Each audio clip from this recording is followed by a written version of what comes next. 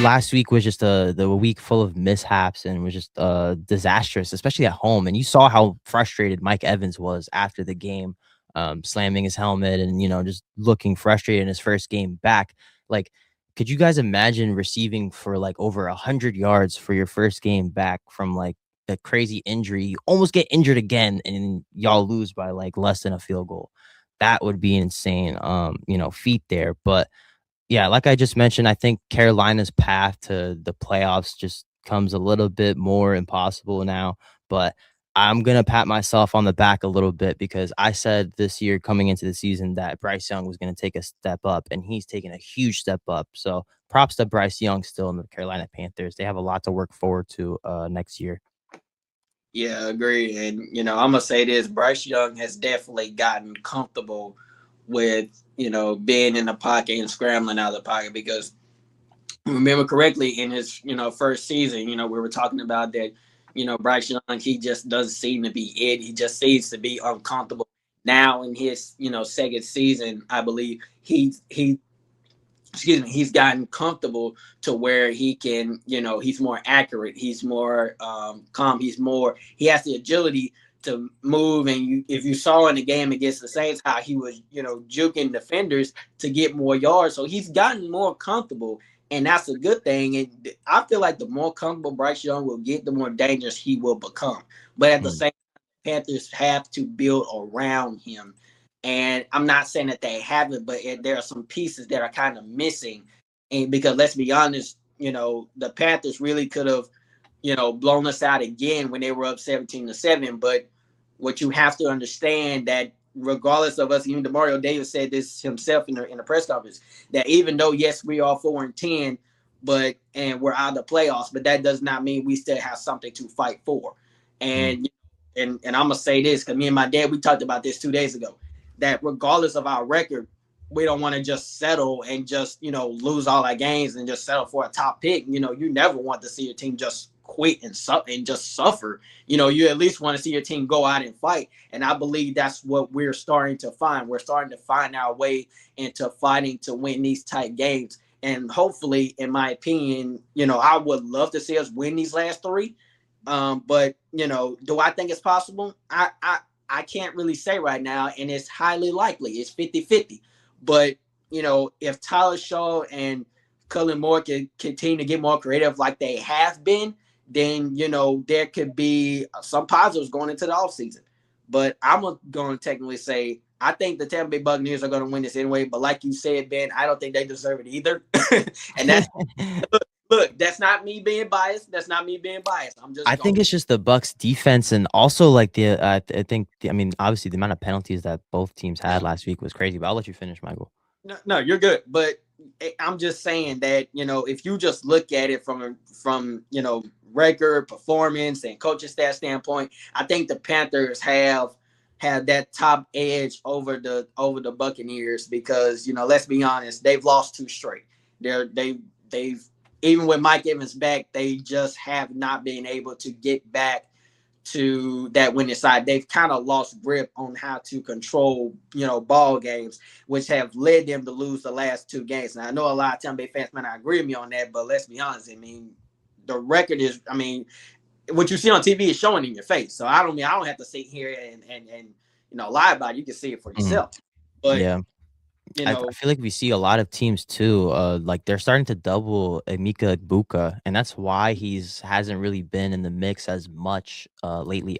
Obviously, he had a bounce back game last week against the Falcons, but you saw he had a little bit of a dip in production, even with Mike Evans out. So teams are starting to figure out, these offensive schemes in the NFC South. Yep. I think this division in a couple years will be a lot better too. I still I said this at the beginning of the season. This division is just mid to me, and it was going to come down to the Bucks and the Panthers most likely, and probably the Falcons.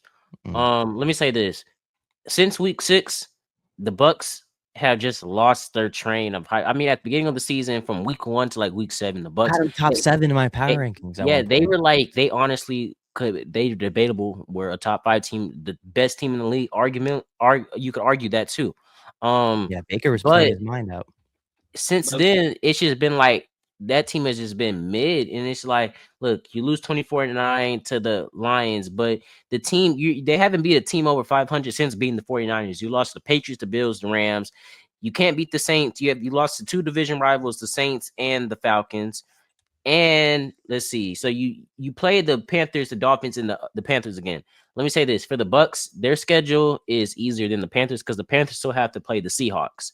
Who the Seahawks right now are competing for first place. And I don't see the Seahawks resting starters as teams like the Jets and the Cowboys. Hopefully they do. So let me say this. I think the Bucks take this division. Like y'all said, do they deserve it? No, because they've been playing, they haven't been playing well the last half of the season. But due to their schedule being easy, I think they can split one with Carolina. I think they take one with the Dolphins. And I honestly see Carolina finishing 1-2 while the Bucks go out. They go 2-1. The Panthers are just gonna. I see improvement every year from Carolina, but Carolina just needs to make that one big splash that's going to make their team, stand out. You gave Bryce Young weapons with Tet, and we see Rico Dowdle and we see Chuba Hubbard in the backfield, and we see the defense. You got J.C. Horn, you got all these star stuff, you got all these young players on there, but the Panthers just need that splash that's going to get them back to the playoffs.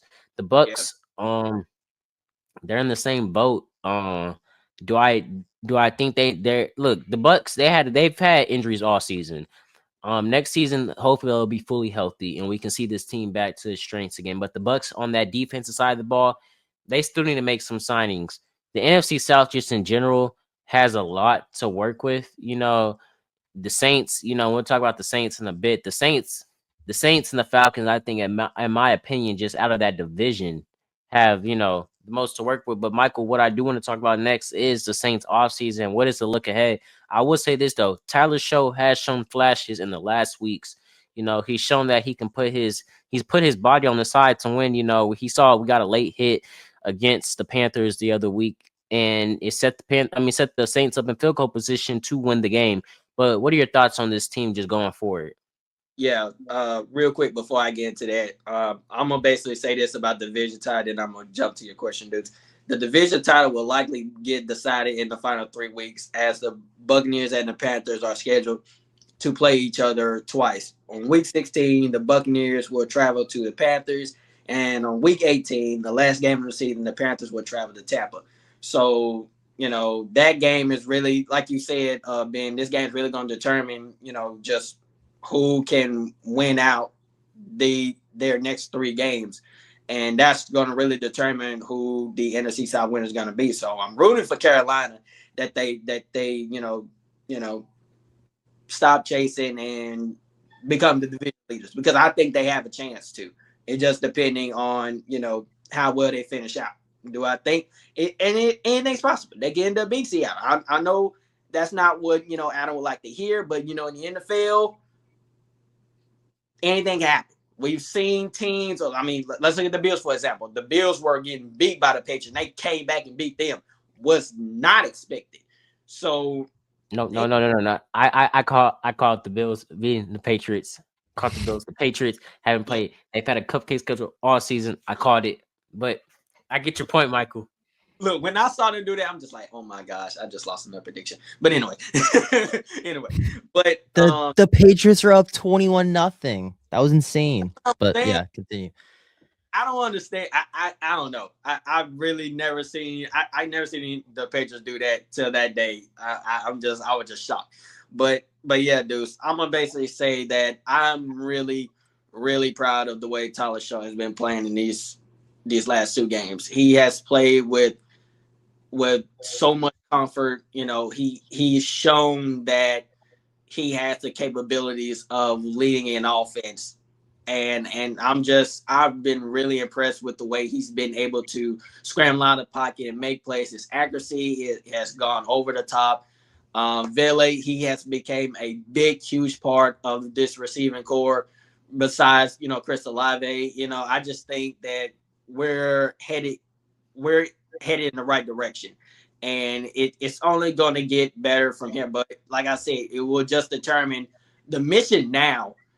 As Saints fan, I know a lot of Saints fans won't agree with me on this, but is to win out these last 3 games. Okay, that's just the bottom line here. Yes, we're out of the playoffs. Yes, we're 4-10, and I even posted on Facebook about this because one thing that the Saints fan base is really gotten me disappointed and kind of like irritated about is the fact that they're sitting here saying that why are we winning now? Why are we winning now?